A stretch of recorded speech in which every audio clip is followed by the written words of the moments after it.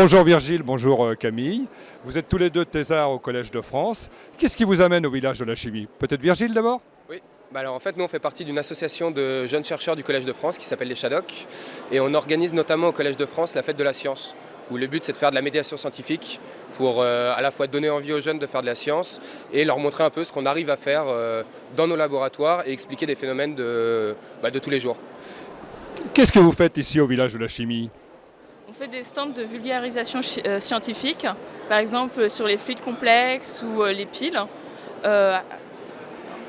Et vous, alors, vous expérimentez quoi? Qu'est-ce que vous cherchez à montrer? Alors l'idée principale sur l'ensemble des stands, alors pas tous mais en global, c'est de montrer que l'énergie génère un petit peu tout type de propriétés et que via la chimie et l'énergie qu'elle génère, on arrive à faire de l'électricité, on arrive à faire de la lumière, on arrive à créer de la chaleur. Et après ça, l'intérêt, c'est de réussir à se servir de toutes ces propriétés pour avoir des applications dans le quotidien, tout bêtement. Est-ce que les gens qui viennent, les visiteurs qui viennent au village sont intéressés par vos expériences? Très, surtout que nos expériences s'adressent à tout âge, c'est entre les plus petits aux plus grands pour même en licence. Voilà. Oui, c'est ça, c'est qu'en fait, il y a différents niveaux de compréhension, ou plutôt différents niveaux d'explication.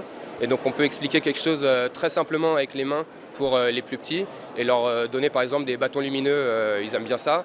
Et pour les plus grands, vraiment expliquer, je sais pas, des niveaux d'énergie, l'excitation des électrons, des choses comme ça. Donc l'important pour nous, c'est d'avoir le bon discours pour la bonne personne. Et a priori, ça marche. Et donc vous êtes thésard, donc bientôt ça va être l'entrée dans la vie active, comme on dit. Comment vous envisagez votre futur? Moi, après mes 3 ans de thèse, j'envisage de faire un post-doctorat à l'étranger pour par la suite essayer de rentrer dans la fonction publique, travailler dans la recherche académique. Alors au tout début, j'étais parti pour faire la même chose et là j'arrive plutôt en fin de thèse et plus ça va, moins je suis sûr.